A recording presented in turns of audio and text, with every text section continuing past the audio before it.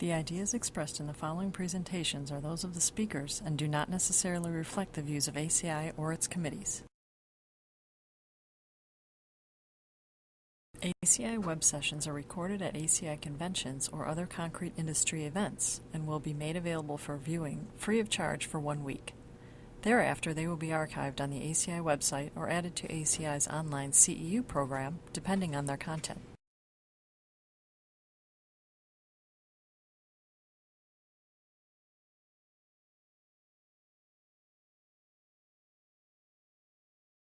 And with that, I'd like to introduce our first speaker, and he is Mr. Terry Harris from the GCP Applied Technologies. And Terry will be presenting the Perfect SCC Project. Honestly, I didn't know that there was a perfect project, but I'm so happy to be here to learn about it. Welcome, Terry, and thank you for that. Well, good afternoon. Okay, all right.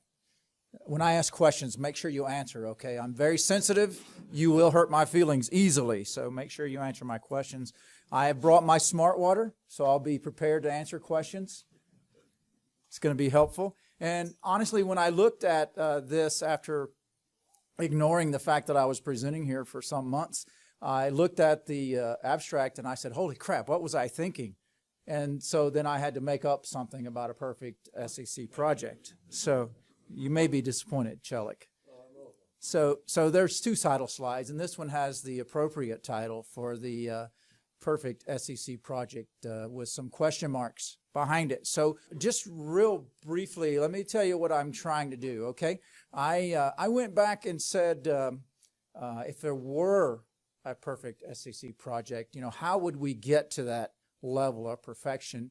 And then I went back and counted how many different states I've worked on SCC projects, and it's somewhere around 30 different states.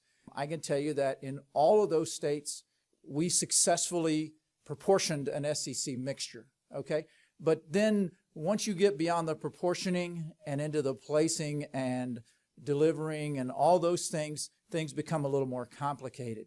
And I can also tell you that in one particular instance, we were trying desperately to come up with an SCC mix, and I can tell you the location, and some would consider this a failure. I do not. I considered it a learning experience, and there's always someone else besides myself I could blame it on.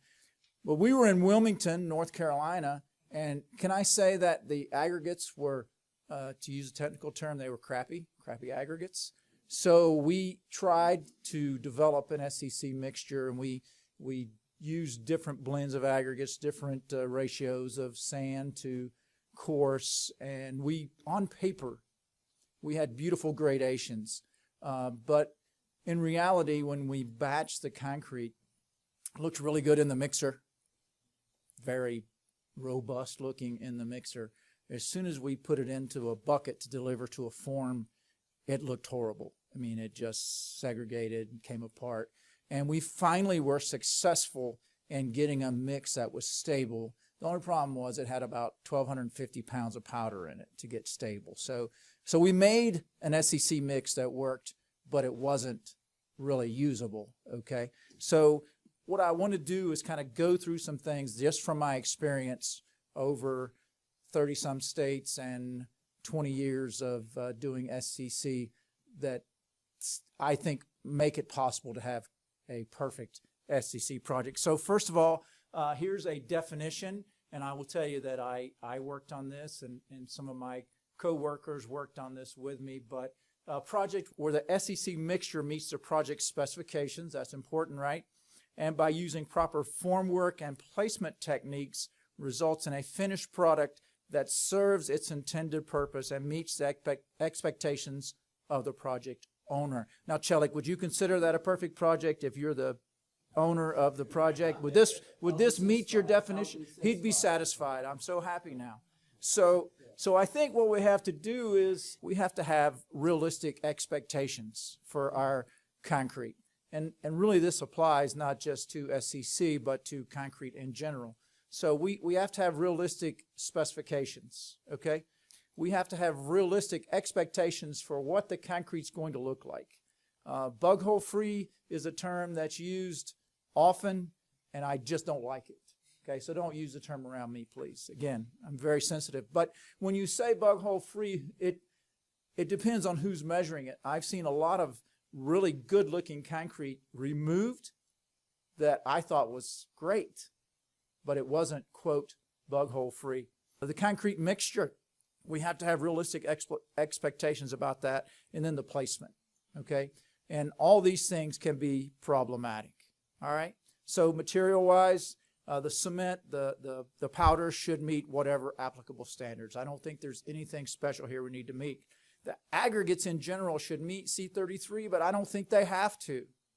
I don't think they have to. So if I'm doing a project and I want really good SCC, if I use an aggregate that doesn't meet C33 but makes a really good gradation and makes a very stable SCC mixture, shouldn't I use that aggregate? Somebody nod your head. All right, thank you. Thank you. So this is me now. This is my opinion. Some of the best aggregate that I've used in SCC did not meet a particular gradation requirement for C33, but it filled the gap. Right, the combined gradation is what's important. So if you use one that doesn't by itself meet a C33, I appreciate the head nodding.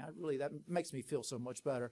That doesn't meet a specific gradation requirement C33, but the overall combined gradation is what you need, I think you should use it. Admixtures should meet C494. I don't think there's an issue there. And then strength and air, specify what you need there. I don't have an issue with that, but realize that in some cases with some materials, you might be better off having an SCC mix that has some air in it that will make the mix a little easier to manage. Okay, air can be your friend with SCC. It can also be very difficult to manage in SCC.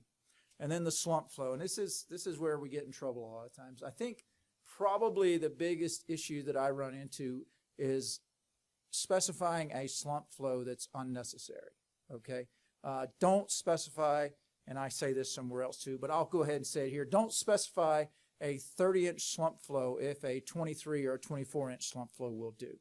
Okay, you're only increasing your problems by specifying that. And frankly, not every set of materials is capable of getting to that 30-inch slump flow. Okay, if you're in Florida, you can do 30-inch slump flows all day because the aggregate is a 2.4 specific gravity. All right, it practically floats. So it's very easy to make SCC in Florida, especially from Orlando north where you have natural sands. It becomes even easier. Okay, so don't have expectations that you're going to have really high flows if you don't need them. And then the slump flow range, and I think this is important, is that we don't specify this maximum or this range until we know what the mix can do. Now this may seem a little backwards, okay?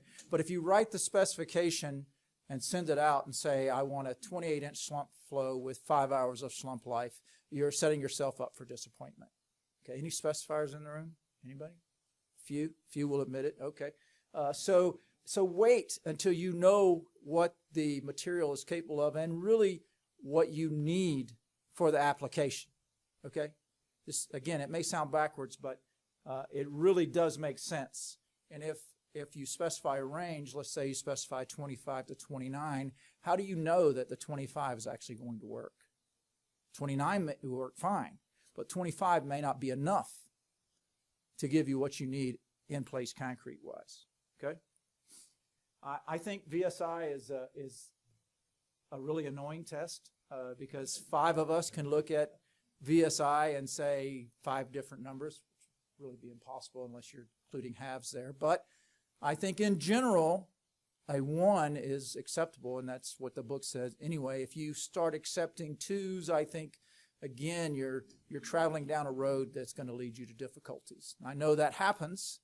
For me, if I'm the accept and reject czar, I'm going to stick to 1s. Okay? I really don't like problems, even though I deal with them all the time. And then all the other testing that's available, here's what I would say. There's a lot of tests out there. If I'm involved in the project and you show up on the job with an L box, I'm going to run away screaming. Okay? I don't like the test. Strictly my opinion, not meant to offend anyone. But I especially don't like it for job site testing, okay? And there's a lot of guidance, and I should have prefaced my talk with this. There's a lot of good guidance in the 237 document. There really is. And I think if you're going to do SCC, you should get the document, read through there. And a lot of this about the testing and test methods is in there. And I can't wait for the revision. I'm sure it'll be even better. So expectations. We did a project with a customer of ours where we did some very nice columns. We got about 10 columns into the project, and the architect rejected all the columns. Now, to me, I thought they were beautiful. It was concrete. It was very smooth. There were very few bug holes, but the architect rejected them on the premise that I mentioned earlier of they were not bug hole free. Okay? And so we could not agree on what bug hole free meant. Okay? So what we finally agreed to is that if you went to a column and you took a regular sheet of paper and you drew an outline around it and you stood at, I forget the number, 20 feet or 15 feet, and you didn't see bug holes, then that concrete was bug hole free. Now that sounds a bit ridiculous, I agree. But it was better than the architect with a magnifying glass looking at the columns. And I'm joking about the magnifying glass, but I can tell you that he examined each column up close, and if he found a bug hole, he rejected it. Okay. Now, when we repoured the columns, do you think we had bug hole free concrete? We did not. We did not.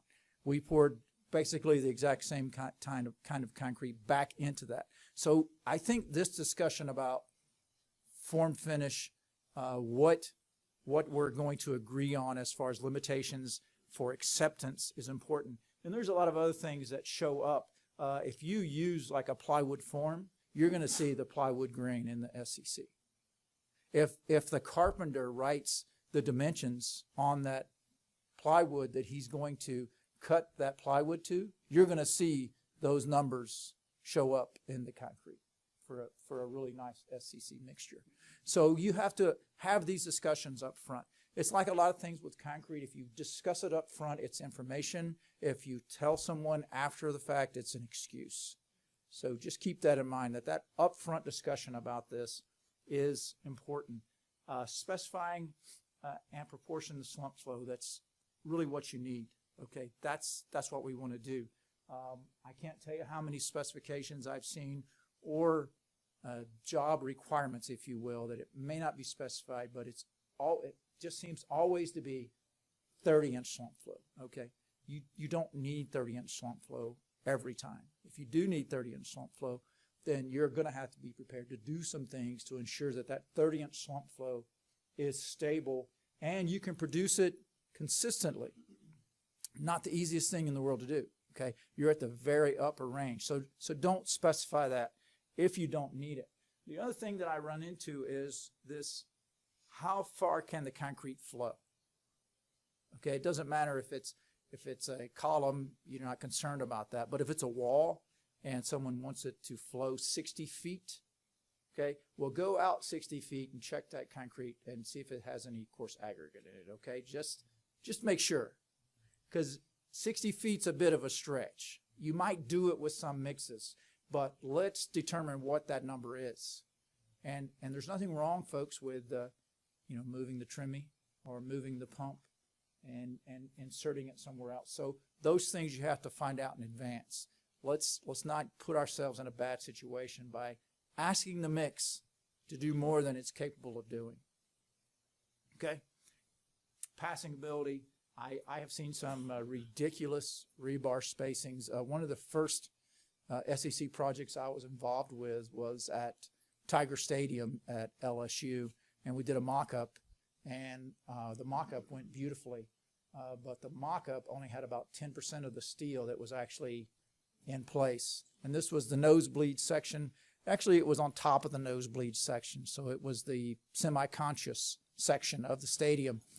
Lack of oxygen up there, and when they started pumping the first concrete, it ran onto the rebar in there. And I don't like heights. I wasn't up there initially, And then it kind of ran on the top and then ran over the sides and then ran around the bottom, and the bottom of the form busted, and we ended up with concrete everywhere. But when I went up there and looked, it looked nothing like the mock-up. So there was no way that mix was going to pass through the rebar. So we had to go back and reproportion the mix. All right, I'm gonna move on, but these are things that are important. Again, this is upfront stuff, okay? And this is a really nice table. I really like it. Out of 237 that helps you in trying to determine what kind of slump flow or range you're looking for. And I'm going to skip past that. It's in the 237 document. That comment to the right is what I've just been saying for about the last 7 minutes. So it's in the document. Basically, if you need a 24-inch slump flow, use it.